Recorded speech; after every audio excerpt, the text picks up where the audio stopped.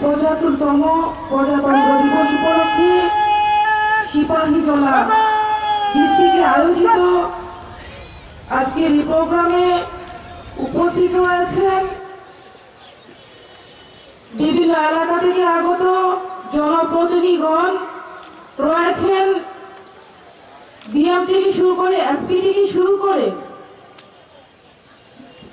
রয়েছেন আমাদের মাঝে। এই এলাকার জনগণ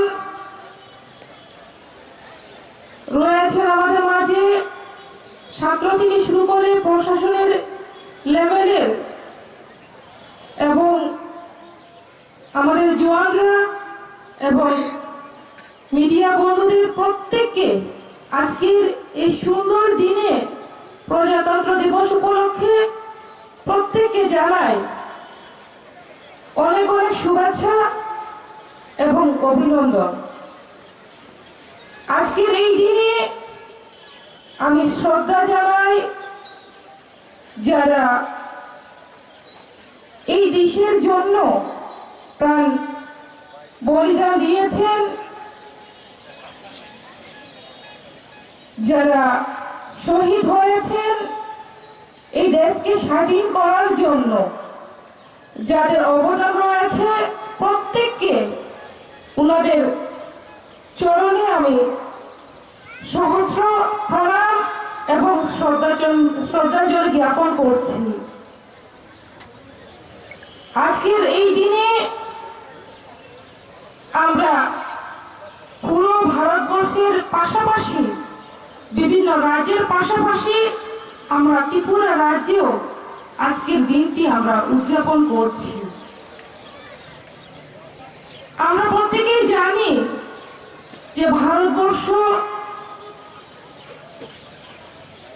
প্রায় 200 বছরের কাছাকাছি পরাধীন ছিল ইংরেজ ব্রিটিশের কাছে।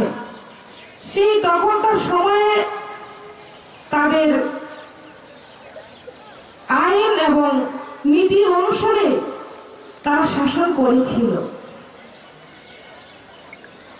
পরবর্তী সময়ে 1947 সালে 15ই আগস্ট আমাদের শহীদের বিপ্লবীদের রক্তের ক্ষরণে এবং বলিদানের ফলে আমাদের ভারতবর্ষ স্বাধীন হয়েছে।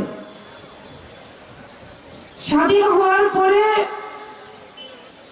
আমাদের সেই তখনকার সময়ও কোনো ধরনের আইন, আমাদের সংবিধান, নিজস্ব সংবিধান ছিল না। সেই তখনকার সময়ে ডক্টর বি.আর. আম্বেদকরের নেতৃত্বে সংবিধান তৈরির কাজ শুরু হয়। প্রায় 3 বছরের কাছাকাছি সময় লেগেছে এবং 26শে জানুয়ারি 1950 সালে সেই সংবিধান তৈরির কাজ সমাপ্তি হয়েছে। তারপরে আজকের দিনে 26শে জানুয়ারি 1950 সালে আজকের দিনে সংবিধান কার্যকরী হয়। তারপর থেকেই প্রতি বছর আমরা আজকের দিনকে প্রজাতন্ত্র দিবস হিসেবে অথবা গণতন্ত্র দিবস হিসেবে আমরা পালন করছি। তো আজকের দিনটি আমাদের প্রত্যেকেরই মনে রাখা দরকার। একজন ভারতীয় হিসেবে, আমরা ভারতবাসী হিসেবে আজকের দিনটিকে আমাদের ভুললে চলবে না, আমাদের প্রত্যেকেরই মনে রাখা দরকার। আমাদের ভারত স্বাধীন হওয়ার পরে বর্তমানে আমাদের ভারতকে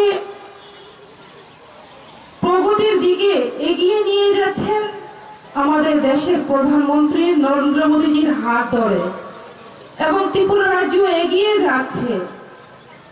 আমরা চাই ভারতকে এবং ত্রিপুরাকে আত্মনির্ভর করতে। তার জন্য প্রত্যেকেরই সহযোগিতা দরকার।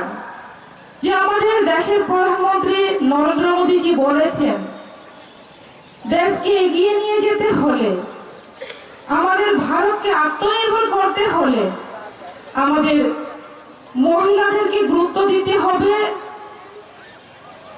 এবং যুবকদের ভূমিকা থাকতে হবে এবং গরিবদের এবং কৃষকদেরকে, এই চারটি জাতি উনি বলেছেন এই চারটি জাতি যখনই এগিয়ে যাবে তখনই ভারত আত্মনির্ভর হবে, তখনই ভারত এগিয়ে যাবে। তার জন্য আমাদের সবচেয়ে দরকার যুব সমাজকে অ্যাক্টিভ থাকতে হবে এবং যুব সমাজকে আরো সচেতন হতে হবে। যে আজকে যুব সমাজ আমাদের ভারতবর্ষে কিন্তু যুব সমাজের পার্সেন্টেজ আমাদের বেশি রয়েছে এবং তাদের ভূমিকাও অত্যন্ত গুরুত্বপূর্ণ।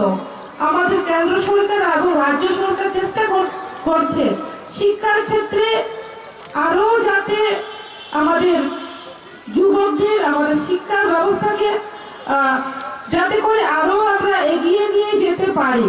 কেননা শিক্ষা ছাড়া কিন্তু একটা জাতি, একটা সমাজ, একটা সংস্কৃতি এগিয়ে যায় না। তার জন্য শিক্ষাকে, আমাদের শিক্ষা ব্যবস্থাকে, শিক্ষাকে গুরুত্ব দিতে হবে এবং যুব সমাজকে নেশামুক্ত হতে হবে।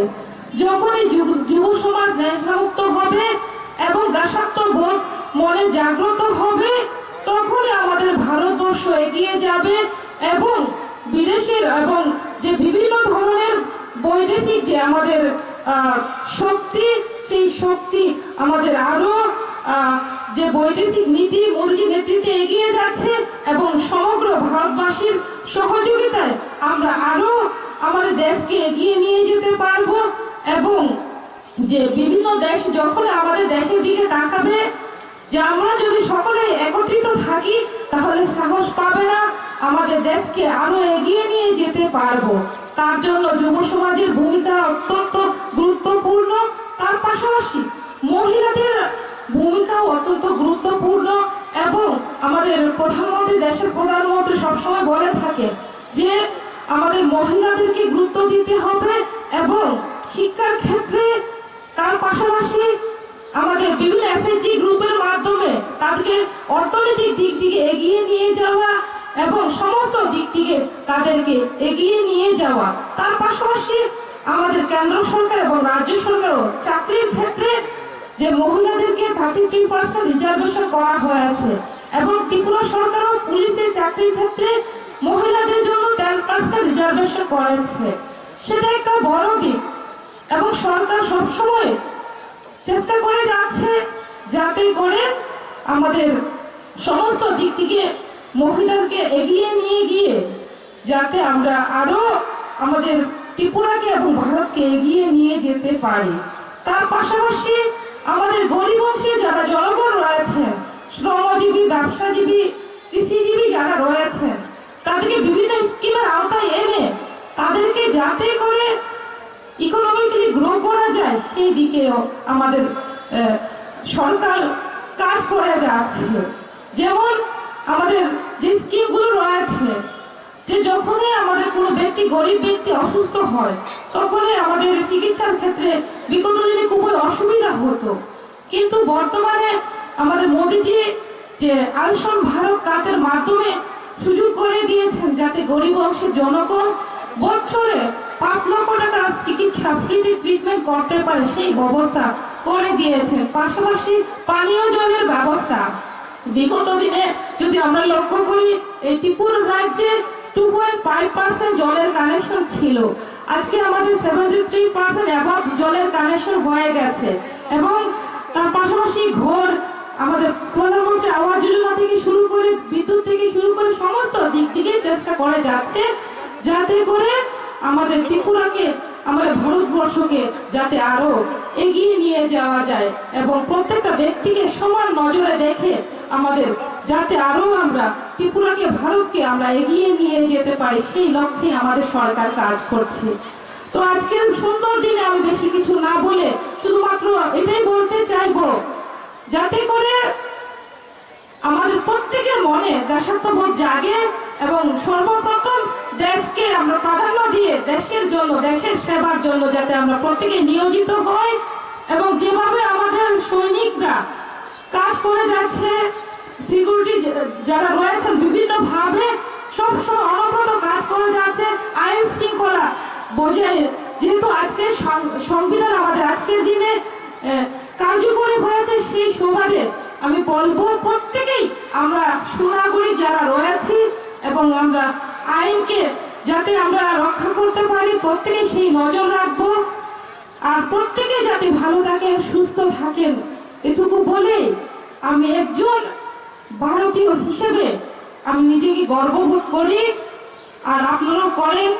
এবং আজকের দিন থেকেই আমরা প্রত্যেকেই যাতে করে আমরা মনের মধ্যে ঠাঁই নিই, যাতে আমরা এখন থেকে আমরা দেশের সেবায় কাজ করব, সেই অঙ্গীকার আমরা প্রত্যেকেই যাতে মনের মধ্যে রাখি, এটুকু বলে আমার সংক্ষিপ্ত আলোচনা এখানে শেষ করছি। বন্দে মাতরম, ভারত মাতা কি জয়। জয় হিন্দ, জয় ভারত, জয় ত্রিপুরা।